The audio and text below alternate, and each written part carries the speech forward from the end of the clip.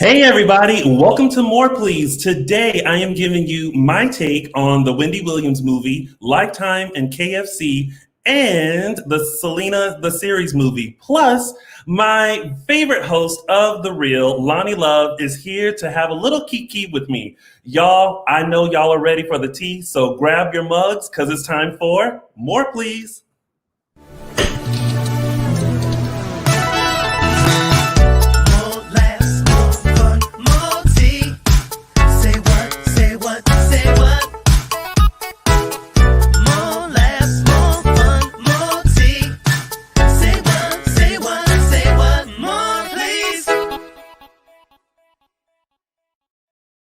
All right, happy Monday, everybody. Thank you so much for joining me. Truly appreciate it. But listen, a lot has happened this week, and it's time to give you my take. So here is Tony's take.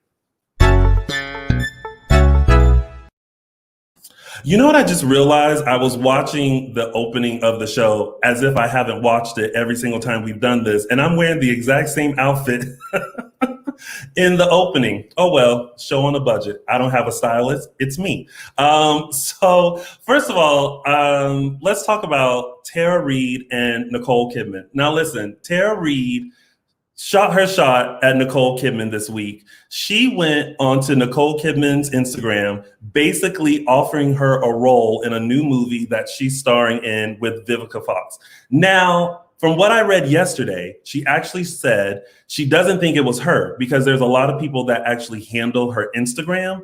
Now, at first I was with her. I was like, girl, shoot your shot. Sometimes you got to do what you got to do in order to like put it out there and let people know this is what I'm doing and I want you to be a part of it. Trust me, I have done it successfully. But when she then said like she didn't know if it was her because someone else is handling it, I was like, you might want to check on people and make sure that they're representing you well, because you don't want something to go out there that you don't approve.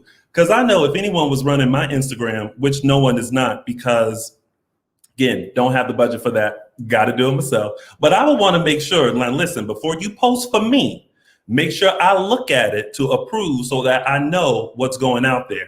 But listen, I don't mind this at all. Tara, if it was you, if it was someone on your team, whoever, sometimes you got to do what you got to do to put the information out there. Somebody in the universe may hold on to it and you never know what blessing may come for it. So shoot your shot and do what you got to do. Now, from what I hear, Nicole Kidman has not responded, but hey, at least it's out there. So kudos to you, Tara, or whoever is on your team. Do what you got to do. So one of the most exciting things this week was I finally got to see the trailer for the Wendy Williams movie that's coming out on Lifetime. Whether you love her, whether you hate her, you need to make sure you tune in on January 30th to see this 2-hour movie about all things Wendy Williams. I mean, we all know that she always gives the hot topics and has for decades, but for 2 hours on Lifetime, she is about to be the hot topic. Y'all, I feel like we are going to get every nook and cranny of all things Wendy Williams. We're going to get all the tea. We're going to get poured the tea again, serve the tea again, sip the tea, spill the tea. All the tea is going to happen in this movie. The girl that's playing her name is Sierra Payton, which in the trailer, I felt like she looks and favors Wendy a whole lot. We have a picture of her. There she is. She kind of favors Wendy a little bit, and she definitely has her mannerisms down. I really felt like I was watching Wendy. So I think her portrayal of Wendy is going to be real good. And I know that she probably feels so much pressure as an actress to be portraying someone who is still alive and who was also a part of the movie. Like, that has to be a whole lot of pressure. See, Sarah Johnson in the chat said she can't wait for the movie either. I can't wait either. Trust and believe I'm going to be sitting there for the 2-hour movie, the 2-hour documentary. Like, I'm blocking out January 30th. Don't call me, don't text me, don't Facebook me, don't Instagram me. I got 4 hours to spend with Wendy, and make sure you do the same. So that's coming up. All right, so speaking of Lifetime, I can't even believe, y'all, Lifetime has partnered with KFC to bring you Recipe for Seduction on December 13th, starring Mario Lopez as a sexy Colonel Sanders. Y'all, I saw the trailer for this. It gives you all things KFC. It gives you everything that you love about a Lifetime movie for 15 minutes. It is a 15-minute mini movie that is going to premiere on December 13th, this Sunday. Y'all, this is going to be the perfect Sunday because you're already going to be trapped into a Lifetime movie. Like, you know how Lifetime movies are. You can get to the tail end of a Lifetime movie and be like, ooh, let me go do that. And then you watch it, and then this is going to come on, and then you're just going to keep watching. So, y'all, literally the trailer is Mario Lopez coming in as the chef with his secret recipe. There's murder, there's love, there's lust, and I am here for it. I just wish I was a part of the PR list because you know the people at Lifetime and KFC sent everybody on that list a coupon for a 2-piece and a biscuit, a fire log that smells like KFC, and a Lifetime hoodie. And I wish I could have that so that on Sunday, I could be sitting in the living room on the corner of my couch, enjoying a 2-piece and a biscuit, getting my entire life during a recipe for seduction, wearing my Lifetime hoodie. But y'all make sure you tune into it because it's about to be a recipe for seduction. All right. And also this week, y'all, Netflix released part 1 of Selena the series. I have gotten through 1 episode because everyone has been talking about the series. And there's been good reviews and there's been bad reviews. My take is this. We are used to the 1997 movie with J-Lo as Selena, and we hold that as our generation near and dear. Like, that's when we fell in love with Selena. I know that's when I fell in love with Selena. I went and bought the CD. I was listening to Una Vez and Amor Prohibido and Bidi Bidi Bum Bum and El Chico de la Pata Memo Cinco Doce. I don't know exactly the words of the songs, but they felt powerful. And so I feel like we're holding that portrayal true. And so a lot of us are having a hard time with the series, but the series goes more in depth into the life of Selena and how everything came about and what her family went through and everything like that. So if you're watching it and you're hearing things and you're like, I don't know, the first thing you got to do is let go of the 1997 movie and J-Lo's portrayal and just accept this portrayal that's happening. So make sure you tune in to Netflix right now for Selena the series. They just released part 1. So make sure you tune into that. All right, everybody, that has been Tony's Take. And listen, don't go anywhere because we have my favorite host, Loni Love, coming on for a little kiki. There's more please, coming up. I just started my first talk show with an apology. I'm so Canadian. Okay. It's very hard for me not to apologize for that apology. Hi. This is Hump Day with Hampshire. I'm Emily Hampshire. This is my first virtual talk show. It's my first anything talk show. It started as a cough or maybe a sneeze. Now here we are in quarantine. And if you act, dance, play, or sing, chances are you're on the couch not doing a thing. So watch Hump Day with Hampshire. Have some fun before we retire. Take a little break from the quagmire. It's Hump Day with Hampshire. And if anyone's tuning in right now, they're like, this is the weirdest show I've ever seen. Literally, we're going to think that they're on some psychotropic Friends.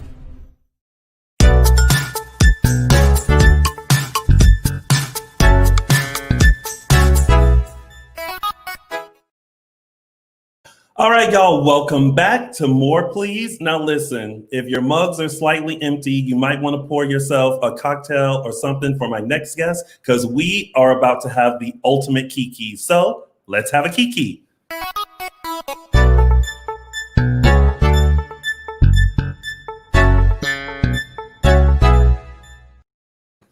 Ladies and gentlemen, please help me welcome. She is an Emmy Award-winning host, a comedian, author, and the auntie we have all grown to love. From The Real, please help me welcome Miss Loni Love.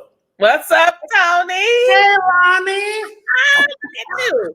Look at you with your Tony takes. Listen, I'm trying to do stuff. You. That's why I'm on the show. I said, Tony got a show. Come on, let me be on the show. Now, Loni, you have been busy during this pandemic quarantine. Like, I feel like the Loni Love train has not slowed down, not one little bit. It's blessings. You know what I'm saying? And I'm trying to tell everybody out there, whatever you trying to do, you keep doing it. You know, right now you have a break with this quarantine, but make sure you continue to do what you need to do. Mm-hmm. So once this is all over, you know, things start coming to fruition, you'll be ready. You'll have stuff in place. So just be ready. And listen, and one thing you have been is 100% ready. I feel like every week there has been something new. Loni Love is posting this. Loni Love is narrating that. Loni Love is on this. And I'm like, Loni, let me tune in. Let me make sure I watch. What's your favorite opportunity that you've gotten throughout this pandemic? Because you've gotten so many. Like, what's the one that you got and you were like, I am really, you know, you were talking about Lifetime, and I'm working with Lifetime on a series of specials with them. One is the Little Women that's coming back in January. I'm doing a new show, an after show called Little Women Unfiltered, Little Women Atlanta. And I'm very excited about that. Because I want to give the women another voice. And of course, you know, we lost Miss Minnie. So we're going to give her tributes. There are going to be great episodes. After each episode, there'll be like a nice little half hour. But honey, you was talking about the Wendy Williams. Let me tell you, that Salt and Pepper that's coming on the weekend before. Yes. January 23rd. People want to talk the Salt and Pepper movie. I'm doing a because I'm doing an after interview with Salt and Pepper, the real Salt and Pepper. And when I tell you, Tony, you don't have to say nothing else, because just with that face, I know it's about to be good and I mean, coming from the first female hip hop artist.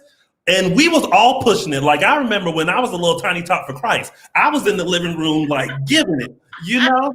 So 36 years. They have been in the business for 36 years. They were one of the first hip hop rap groups to win an Emmy and win a Grammy, excuse me. Yeah. But the thing is that you can look at today, you don't have any rap girl groups. No, you know, maybe the City Girls, but I'm talking about hip hop that have been able to last for 36 years. So their story is a story of resilience. It's a story of how they came together, how they broke apart. But then even the after interview, which I conduct, I was like, oh, you know, and this is the thing that I want to tell people, you know, all this time that I was doing like the Real, or I was doing Chelsea Lately, I was preparing for the moments that I have now. So whenever you get something, you never look at something as a small money, like, oh, this don't matter. No, take it. Because even if it doesn't pay, you know, maybe it's not, you know, what's on everybody's radar, it can give you the experience that you need. So I just want everybody to know, take whatever is coming your way. Sometimes it's coming your way for a reason. Don't think that it's too small or you too good to do something, because it may be preparing you for your next job. This is very true. And I keep that philosophy too. Like, people ask me to do stuff and I just say, yep, I'm going to do it. First of all, what else am I doing? Besides this show and scrolling on Instagram and TikTok, now TikTok's my new thing, and watching my DVR, I ain't doing nothing. So if I want to be in this business, I need to take all the opportunities that people are giving me. But it's even more than that with you, Tony, because I want to let all of your viewers know that you were there the very first day that we started The Real. The very first day, y'all. This is Tony. It was him and it was two other guys, and they started doing that Beyonce dance. And I never forgot that. And I was like, who is this brother? Because he got what is he? This nigga on stage, y'all. And I'm looking at Tony. I'm like, can we? No. Hold up the thing. Let them finish. Don't finish. And then he got to the point where he was so good, he would come see us, and you know, he would just come up with different dances, and it was more about your energy that got us through. You know what I mean? And I just, and so now it's like, I'm just so happy to see that you're doing and you continue to do your thing because you deserve it and you're just talented. Thank you. And I still remember the first day coming to the Real and looking at you ladies and being like, this is something. They have something here and they have something that is needed right now. And I know that the focus is mainly on women, but even as a man, like I take things in and I'm like, oh, okay. I sit at my house, I join girl chat. Y'all can't hear me, but I give my opinions and thoughts too. I feel you. And, and it's meant for young people. It's meant for older people. It's like it is what it is. If it's for you, and but you've always been that super fan. So I just want to tell you on behalf of everybody at the Real, thank you so much. You give us life. Oh, I listen, and y'all give me life because I just feel like you guys I've been on this journey with you all. From the beginning and seeing all the things that have happened, in your life and on the sidelines, I'm cheering for you. I'm rooting for you. I'm supporting you. Look, I'm buying the books. Oh, thank you. And things. Now, I haven't read all everybody. That's what I love about you too. You loved everybody and you never, you never passed judgment. And that's what we need. When we say that we're part of this industry, that we're all supporting each other no matter what. And you've always been there. And that's why you see the success that you have today, that you just keep moving. Thank you. Now, talking about the Real, like from the sneak peek up until now, 7 seasons in, what are the changes besides the obvious changes? What are the changes that you have seen with the show and with yourself? Because I know you've probably learned a lot about you, and the show has definitely grown. So what changes have you seen from that sneak peek preview up until now? What I want people to know is that when we first developed the Real, we didn't know what this show was going to be about. Whenever you develop something, you have, especially when it comes to like a variety show or a talk show, you don't necessarily know what the show is supposed to, you have an idea and you have these executives that say that they got the idea, but you don't know if it's going to work until it works. You know what I mean? So throughout the 7 seasons, what I've gotten is more about what we should be talking about. And that's about leaning into the culture by uplifting the culture. And we're talking about everybody's culture. I think that at first they wanted a show where we were like other shows where maybe we argue, and maybe people don't want that right now. No. And they've never wanted it from us. This was supposed to be some girlfriends sitting down, like you said, kikiing. Exactly. All this other kind of stuff. And it's not, and like, if you do disagree, we ain't throwing drinks and we ain't, it's like, we ain't doing that. We're not being disrespectful. We ain't bad to hold. That is not what the audience wants. But also the audience, it's the type of material that the audience wanted. The audience wants a little bit of information. They want a lot of inspiration. They want a lot of entertainment and laughs. So that's what we are discovering. Even in this season of 7, we're discovering this is what people want from our type of show. And so that's what we try to give it to them because, you got to remember there are other shows that have singular hosts. There are other shows that have multiple hosts. But what is the material? What are they talking about? The Real was designed to show that people of color, and that means Black, Asian, Hispanic, people, LGBTQ plus community, that we are like the majority. That when you think about how powerful that is, and to be able to even last, if it doesn't go any more past this 7th season, I will know that we have helped this country to understand that the minorities in this country, we matter, we mean something, and we have voices. And that's why I dedicated myself to trying to keep this show going, to try to, to be on the show. I'm the only host that's been on all over 1,000 shows. Plus, I ain't got nothing else to do. I would sit up there. I would be drunk sometimes. I would be like, I had a hangover. Woo, gotta do that show. Come on. Welcome to the Real. you know.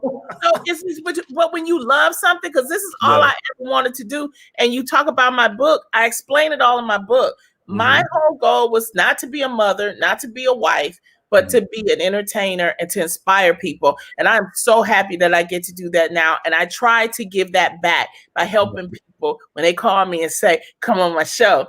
Come on. Let's talk. Yeah.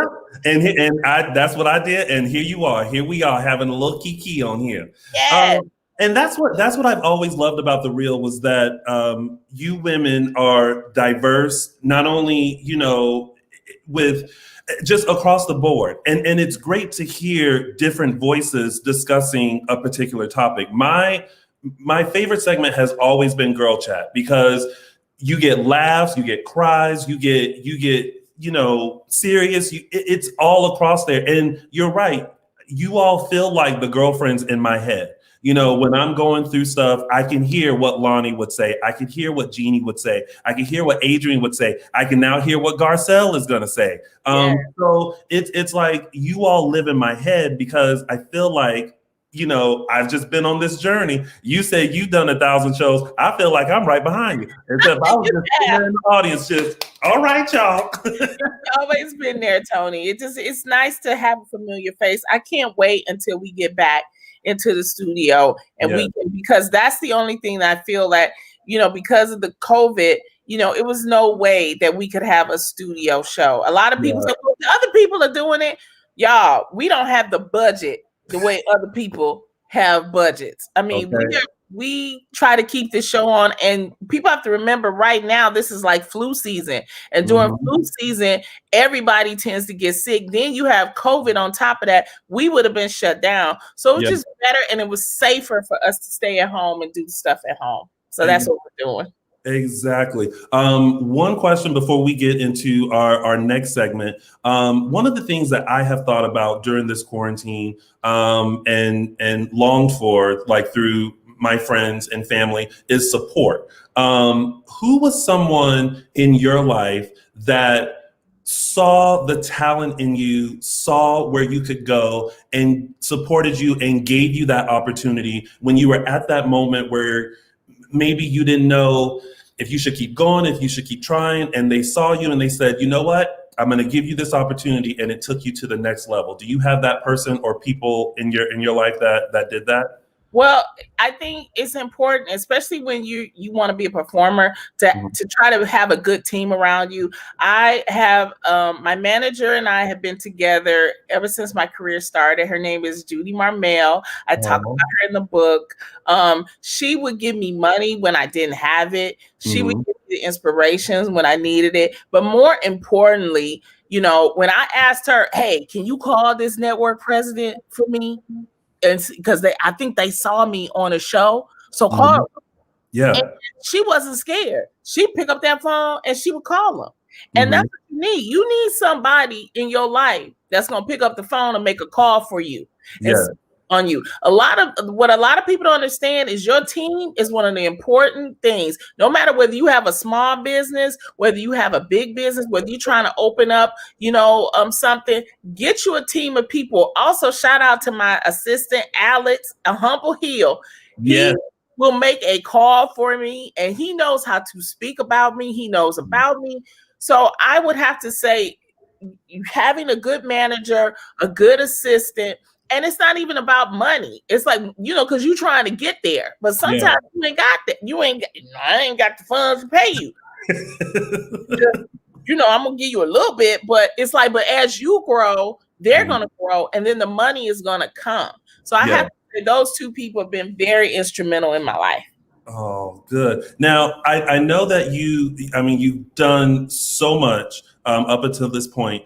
But I know Loni Love has that one thing, that one dream, that one thing that when she was a little tiny tot, she knew that she was going to work towards this.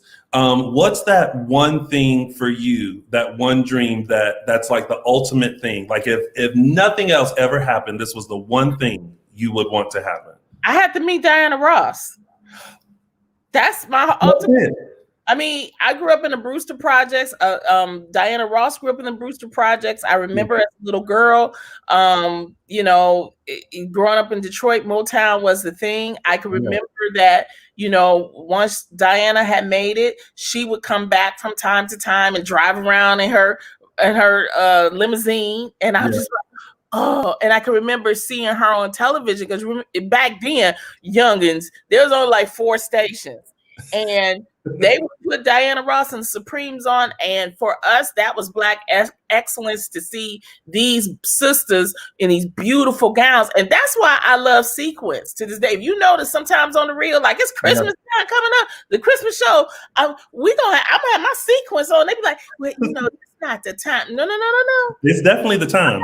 My Sequence on because you never know who is watching and who's gonna say, wow, you know, she just looks so beautiful, and it's the sequence, and it's something. So my thing is, I want to meet, you know, I know Tracy Ellis Ross, but you know, of course, now is not the time. But that's like my ultimate is to meet Miss Diana Ross. Oh, I hope that happens for you, and I hope that because you already met Idris Elba, we saw that dream come true. Yes, and I was like, now Loni, that was lovely. Don't you jump on that man. Like, I was trying not to. I was so shocked because they told me, for people that haven't seen it, they said they called me. It was right before we started the show, and they were like, the season, and they were like, Idris has a movie out.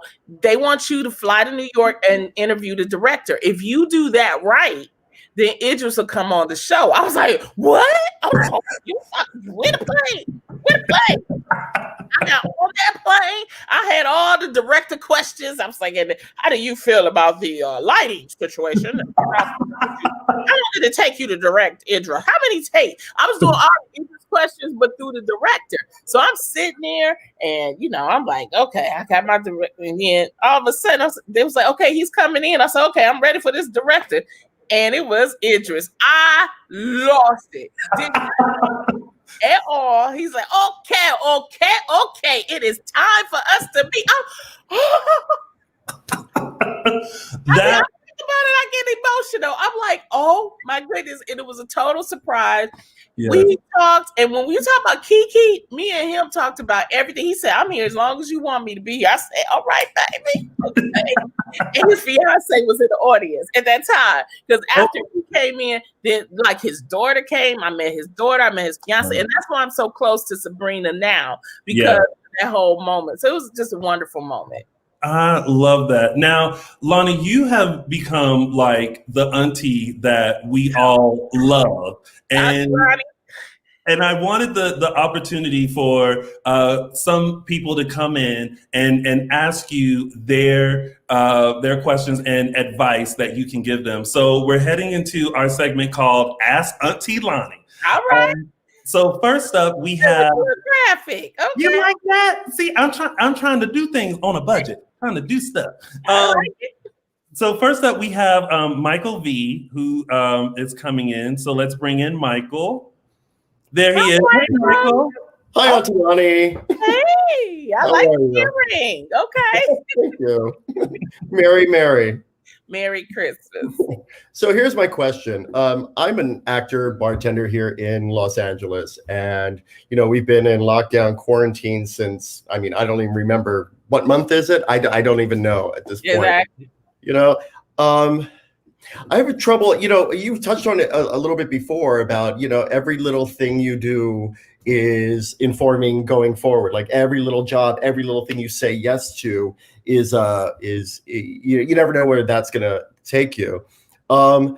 So I have trouble with motivation day to day. You know, there are times when I wake up and I'm like up and at 'em, and you know, and I'm gonna seize the day and carpe diem and all that stuff, and you know, and then other days it's, well, why should I do this? I don't know if it's gonna go anywhere. I don't know when we're getting out of the house. You know, but I found that every time I say yes to something, it does bring on something else. But it's that in between time where I don't want to get out of bed. I just, you know, I don't even want to go to the kitchen and make breakfast. I just, you know, it's not hopeless, but there's, you know, I have trouble finding the, you know, What I would suggest for you is something that I just started doing that has really helped me, and it's meditation.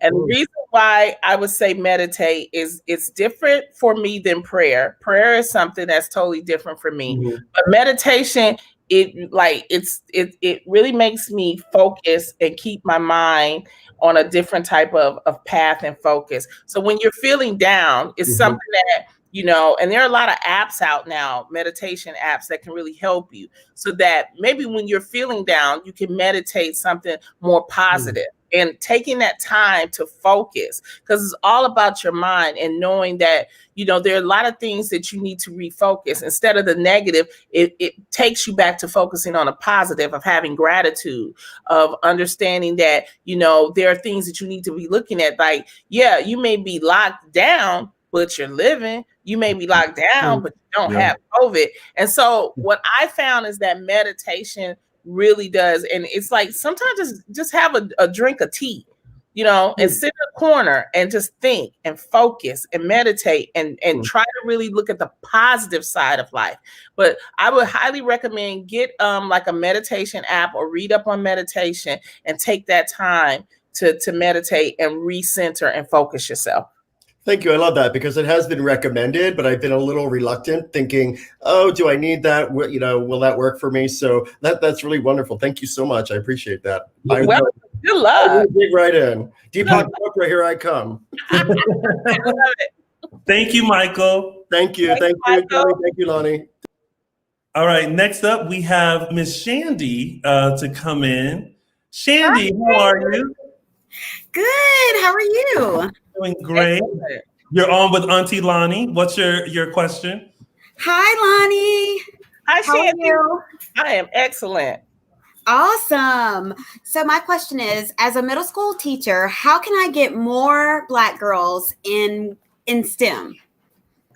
Girl, first of all, thank you for being a teacher, because our babies, they need it, okay? And you're an essential worker, and a shout out to all the essential workers out there. We love you guys. Stay safe. And I just love that you like this question about STEM for girls. I would recommend that you make sure that they know them, especially like the astronauts and scientists and doctors. If you can get them books, or lead them on to like different documentaries and let them read about it. Also, just give them that information and show them that this is possible, and as a female, it's possible. Because the thing is that a lot of times we don't see people that look like us, so we think we can't do it. So you definitely look up different women. You have Dr. Mae Jameson, who was with NASA. You have so many female doctors. And if you can have somebody come into I know y'all probably doing Zoom. So if you have somebody that could do Zoom, that could talk to the girls about science, that would be good as well. And if we can schedule it, let's try to have me come, and I can talk to your class as well. But get, people that are in there to do that. Thank you so much, Loni. You're welcome. And take care. Thank you for teaching our babies. Thank you. Thank you, Candy. Like, where you teach at? What's she? I'm like now. Where you teach at? She's probably teaching LAUSD. I'll find out. I'll find out for you, and I'll send the information over to you. We have one more, another Michael coming. Oh, another Michael. Okay. Lots of Michaels, not Jackson, but another Michael. Hi, Michael. Hi, Loni. How are you? I'm such a fan. Oh, thank you. Happy holidays. Thanks, you too. Well, I have a question. I'm just curious how, starting out in this business, you dealt with setbacks or rejection, and if now that you're an Emmy Award-winning talk show host, you deal with it any better, or it still stings the same? Wow, that is a great question, Michael. How do I deal with, early on, it was very disappointing. Especially because you're trying to make it. And the thing that I stopped doing is I stopped looking at what everybody else was doing. Because when you start looking at what everybody else is getting, then you like, well, why can't I? And then you get bitter. You know, so that's the first thing. Stop looking at what everybody else is doing. Understand that you are different and unique, and your time will come. So whenever, like, if I had a big meeting or if I had a development deal and it didn't go my way, I would immediately just forget about it. I would go do something nice for myself, or I would go, you know, do something positive. And then that's how I started getting over. So that's, for me, the first thing I tell people: if you're trying to do something, don't compare yourself to anybody else. Keep working on your craft. You know, if you need to take a beat, take that beat. You know, go talk to a friend. You know, maybe go have a drink. You know, do something like that. And then that way, you know that tomorrow is another day and you have to stay positive. Now, the thing that I didn't do back then, which was what I was alluding to the last question, was that now I meditate more, and I pray more, and I focus myself more so that I don't let things get me down and I don't let the emotion get to me. You know, it's like it's always going to be there, but I'm able to focus and a little bit more and meditate more kindness into me, meditate more positivity so that I can be the best person I can be. So you have to just believe in yourself. Thank you so much. You're welcome, Michael. Thank you, Michael. All the best to you. Yay. Well, Loni, thank you so much for coming on, and thank you so much for allowing them to come on and ask Auntie Loni some questions. I think it's fun. Yeah, right. I just some old nieces and nephews though. I thought you was gonna have like. I was like, wait a minute. How you call me auntie? You about as old as me? What? First, Michael. You look back at his. I'm like, okay. I'm gonna go everybody auntie. All right, Tony. I see what you're doing. Well, listen. You know how we are. Look, we could be the same age. Somebody's still auntie and uncle. Okay. All day. But I appreciate you, Loni. I support you always, and I want to make sure to remind everyone, listen, make sure you tune in to all the things that Loni has going on. You can catch her on The Real. You can catch her on her radio show, Cafe Mocha. You can catch her as the host and executive producer of the all-new after show for Little Women Atlanta Unfiltered that premieres January 22nd on Lifetime. You can also catch her hosting the Salt and Pepper interview special on January 23rd, which is right after the 3-hour movie. It's gonna be a day. And then also, look, we're still in quarantine, we're still in the pandemic. If you guys need something else to cook or bake, make sure you check out Loni. She is partnering with Bailey's for Bailey's Holiday Baking Club series, along with Catherine Berman. You can go to GeorgetownCupcake.com to live your life, laugh, and make a cupcake. Exactly. And don't forget, get the book. I tried to change so you don't have to. Oh, stocking stuffer. Right? Look, it slides right into the stocking. Right into it. So get up, Amazon, anywhere. So thank you so much, Tony. You are great. Thank you, Loni. Oh, and one last thing, because I have to do this unless she is going to kill me. My mother texted me during this and said, "Tell Loni Love I'm her biggest fan." So, Mom, thank you. What's her name? Mildred. That is my name, Mildred. They don't make them no more, Mildred. Listen, they sure don't. Listen, my mama is from Alabama. That Mildred from Alabama. I love you, and you have a wonderful son, Mildred. Happy holidays. Happy holidays to you, Loni. Thank you so much for coming on. And of course, y'all don't go anywhere because I know your tea mugs are empty, but guess what? I got a little bit more for you. You're watching More Please. Hey everybody, I'm Chester. And I'm Jonathan. We've got a brand new show that we're debuting soon. It's called Down the Rabbit Hole. It's where we pick a topic, we speak on that topic, and we see where it takes us. We might start with Dolly Parton and we might end up with nipples. That's what I thought you were going to say. We're going to end up with nipples. Well, I was going to say goldfish, but anything is possible. So come join us and see where we're going, because right now we have no clue. That's right. But you can find out if you follow us on social media. Follow Jonathan at the East on Stage, or follow me at Chester McCurry, or you can go to Flamingo Street Productions on Instagram. Follow us there. It's going to air on the Flamingo Street YouTube channel coming up real soon in the next couple of weeks, so make sure you keep in touch with us, all right?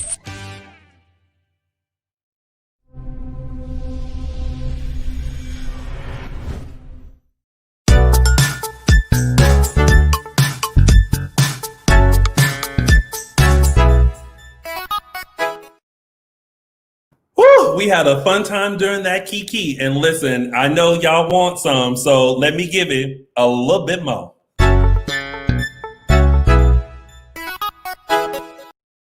All right, as I said earlier, y'all, I spend way too much time on TikTok. Like, I literally spend an hour scrolling through, just looking at videos, laughing, favoriting, all that kind of stuff. So I wanted to share this little laugh with you, brought to you by Jason Banks Comedy. These skits are hilarious. So check this one out.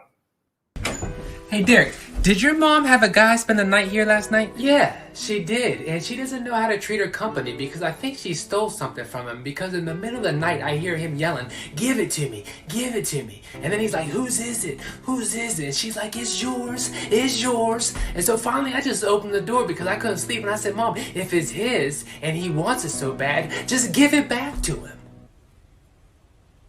I'm trying to sleep and all I can hear is him yelling about the stuff you took. Don't be mad at him. Mom's the one who stole his stuff.